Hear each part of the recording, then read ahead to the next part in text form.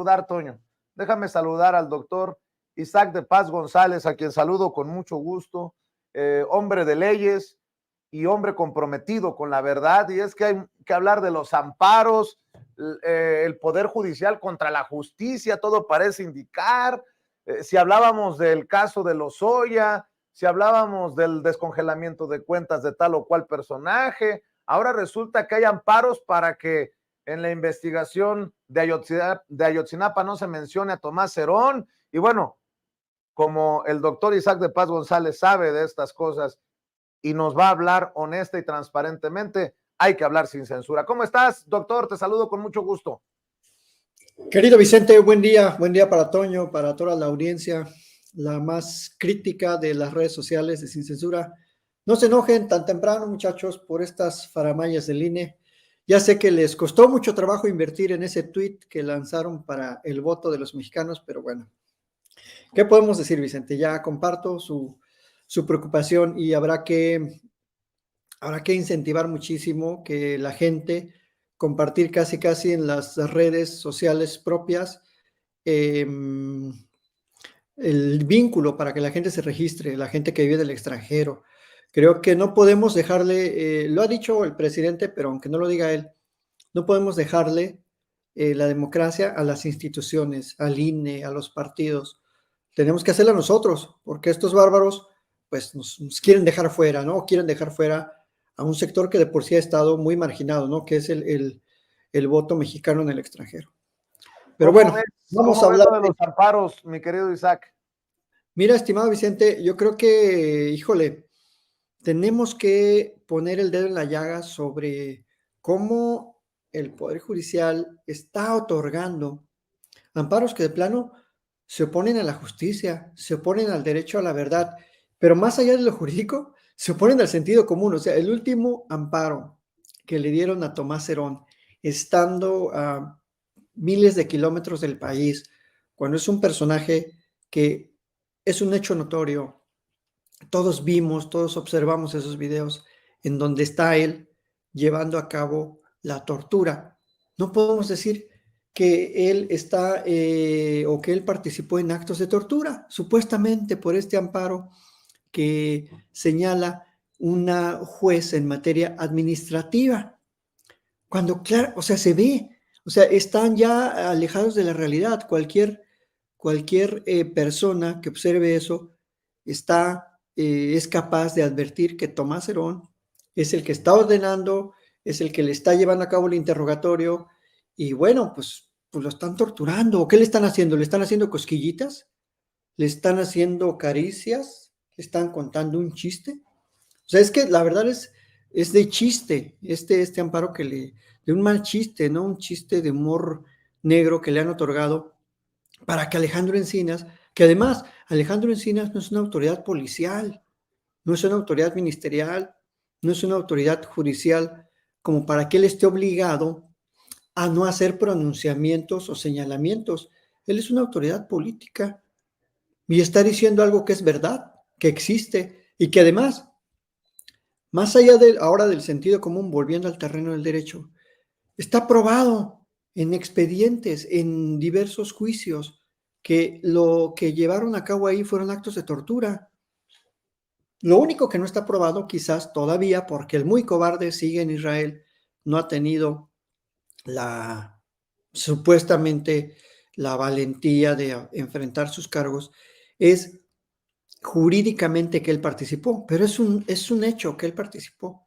Lo único que no hay es una sentencia, porque no se ha atrevido a enfrentar el procedimiento. O sea, si se dice inocente, para que se presuma esa inocencia, también hay que ofrecer pruebas. O sea, no es un derecho absoluto la presunción de inocencia. Puede ser destruida por los hechos, por las pruebas, por las evidencias que existen y que obviamente están ahí y todas las hemos visto.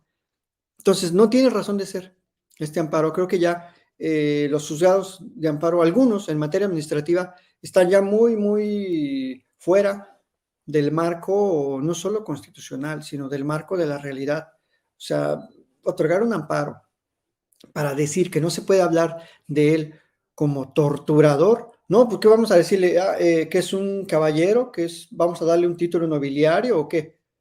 ¿De qué manera sí podemos hablar de Tomás Herón?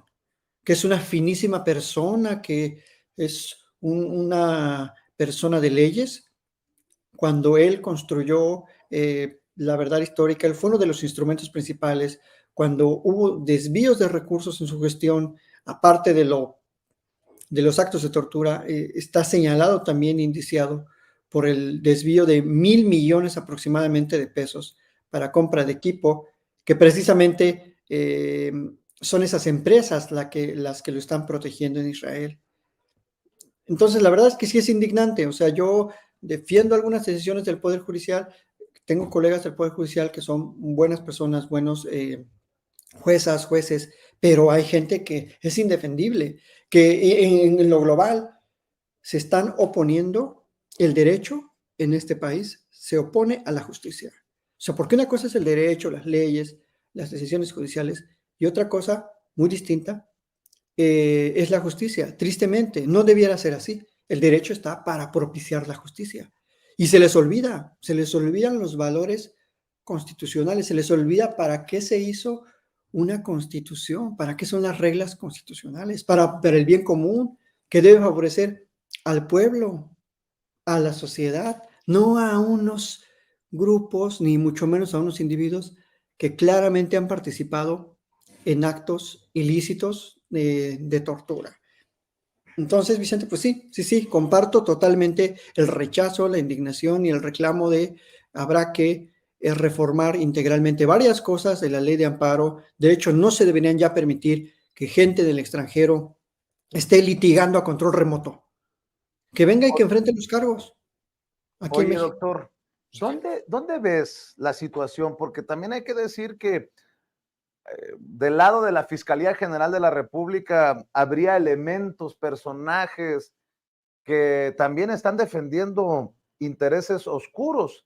Hay señalamientos a exfuncionarios, a exmiembros de la Fiscalía General de la República que pues vienen de tiempos del PRIAN y habrá algunos todavía enquistados que no, pues no hacen su chamba o se rehúsan a armar correctamente los expedientes. No solamente la situación estaría o no sería exclusivo del Poder Judicial, tú también ves por ahí cuestiones oscuras. Sí, Vicente, es un asunto estructural. O sea, la verdad es que podemos sí achacarle mucho al Poder Judicial y tiene mucha capacidad los jueces para reorientar los procesos, para pedir más pruebas, para encontrar la justicia. Pero tú bien lo dices, y lo hemos atestiguado en distintos casos. La fiscalía, que antes era la PGR, pues estaba llena de perfiles afines al PRI, al PAN, a ese sector corrupto. Más allá de conservadores, el sector más corrupto. En la época de García Luna y de Calderón, desmantelaron prácticamente las buenas prácticas que ya traían la PGR, las desmantelaron y crearon un cartel.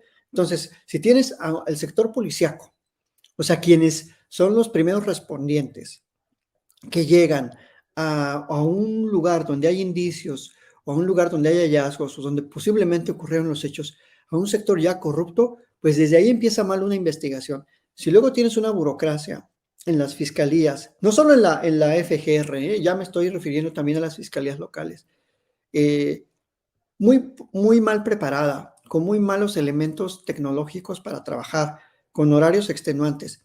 Y luego tienes también un poder judicial con malos perfiles, con malos elementos, con gente que estudió hace 40, 50 años, que no se quiere actualizar, que ha aprendido a vivir de la corrupción. Si luego tienes este nepotismo, estas redes familiares de dar nombramientos cruzados, pues ya tienes toda la cadena de producción de la justicia oxidada, una cadena ya rota, quizás invadida por el cáncer de la corrupción.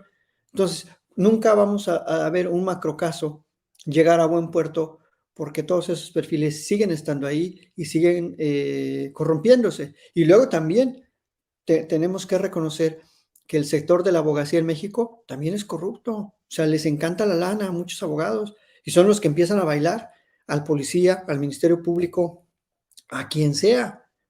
Entonces generan esto, ¿no? O sea, mete la acusación, pero no le pongas esto o aquello para que vaya flojita y se te caiga y el juez tiene que conceder la libertad o tiene que desechar el asunto.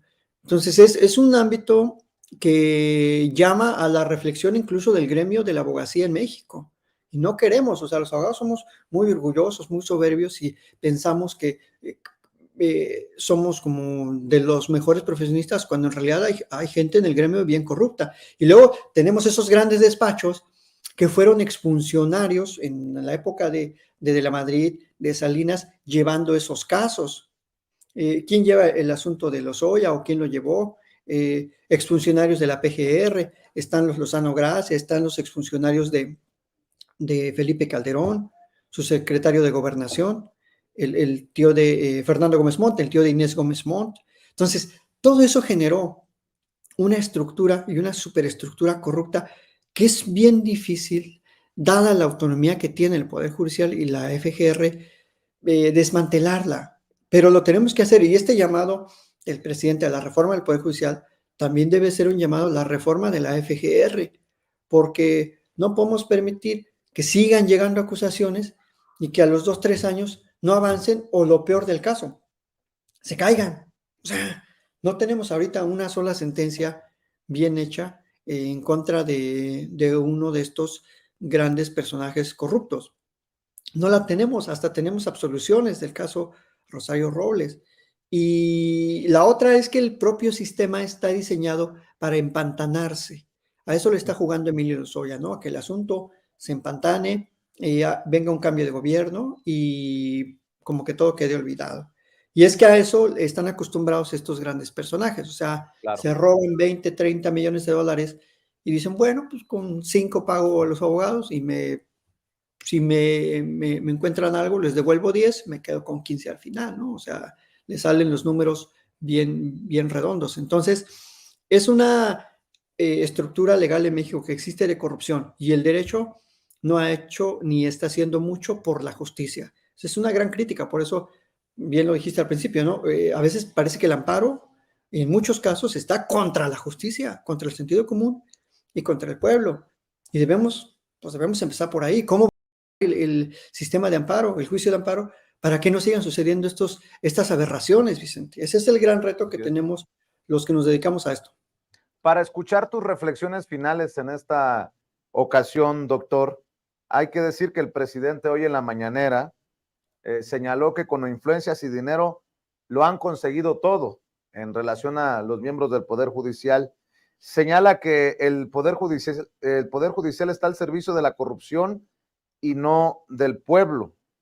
El presidente dijo, entre otras cosas, que se amafiaron todos los del Poder Judicial, los ministros de la Corte, incluso legisladores del PRI y el PAN juntos desde tiempos de Fox para ir en contra de él. Dijo que el Poder Judicial se sentía intocable, era como el castillo de la pureza, hacían y deshacían, pero agregó que ahora ha quedado en claro que el Poder Judicial de la Federación solo está al servicio de la corrupción, donde con influencias y dinero se consigue todo. También ha dicho que ayer que estuvo precisamente visitando a los trabajadores de la Consejería Jurídica del Ejecutivo Federal, a quienes agradeció su defensa ante ataques, el presidente adelanta que hay 2 paquetes de reformas constitucionales pendientes para su último año de gobierno, y una de esas es las reformas al Poder Judicial, que incluirían que el pueblo defina quién será ministro o ministra. Ya nada más nos faltan 2 iniciativas o 2 paquetes, siendo una de estas la reforma al Poder Judicial, que espera el presidente poder aprobar en el 2024, de obtener la mayoría calificada en las elecciones. Tus reflexiones, doctor Isaac de Paz González. Pues sí, Vicente, es urgente esa reforma judicial, reforma constitucional. Justo dentro de un año exactamente se estarían dando los últimos retoques a esa reforma, si bien sale todo lo que el pueblo de México quiere. La voluntad popular se va a inclinar desde luego por la izquierda nuevamente y si se logra la mayoría calificada, pues sí, se reformará todo lo que haya que reformarse para elegir de otra manera a los mejores perfiles y a los perfiles que tengan un pleno conocimiento constitucional, Vicente, porque la crítica que se le hace a la Corte es que se ha olvidado del pueblo, de los intereses populares, de los intereses profundos ya establecidos en la Constitución. En la semana también dio cátedra sobre la historia constitucional de la soberanía energética, del por qué necesitamos la soberanía energética, desde los tiempos de Adolfo López Mateos.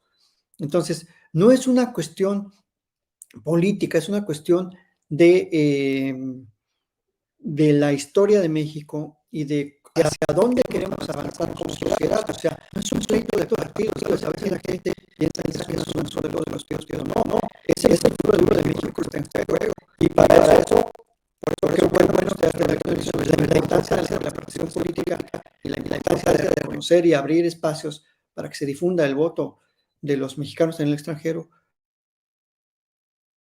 hacia la depuración de estas instituciones en donde ha prevalecido y campeado la corrupción para que se pueda modificar. De lo contrario, no vamos a lograr mucho, ¿no? Seguiríamos discutiendo. Pues así que estas son mis reflexiones finales, Vicente. Hay que apoyar una reforma judicial integral, una reforma policial, una reforma de la FGR también, porque si no, después nada más reformamos uno y dejamos a los otros bastiones importantísimos en la justicia ahí medio sueltos y como que no le ponemos interés. Y yo creo que los tres son muy importantes, Vicente. Así que bueno, Claro esta que es sí. mi reflexión. Pues muchas gracias, Vicente, y saludo mucho a la audiencia que siga sintonizando este canal tan importante. Oye, doctor, antes de que te vayas, ¿por qué no cierras invitando a la audiencia de Sin Censura a tus trincheras? Claro que sí, Vicente, por favor, suscríbanse ahí está el dato de Twitter, @Isaac de Paz en Twitter, Isaac con Z, @Isaac de Paz, y en mi canal de YouTube, Isaac de Paz González, tal cual, así se llama mi canal, como mi nombre. Pues muchísimas gracias, Vicente, y espero que la audiencia siga sintonizando tu canal, Sin Censura, todas las plataformas, compartan por WhatsApp, por Facebook, por Telegram, por todas las plataformas posibles, este canal que es uno de los más importantes en México para mostrar la pluralidad y el pensamiento sobre todo de la izquierda mexicana. Muchísimas gracias, Vicente, y muchas gracias al público por su amable atención. Vete preparando, doctor, porque el presidente ya confirmó que va por allá a la frontera, a Tijuana, ¿eh?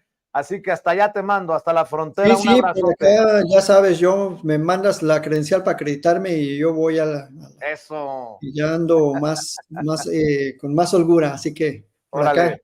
estaremos dándole seguimiento. Te mando un abrazo, doctor. El doctor Isaac de Paz González hablando con nosotros, Sin Censura y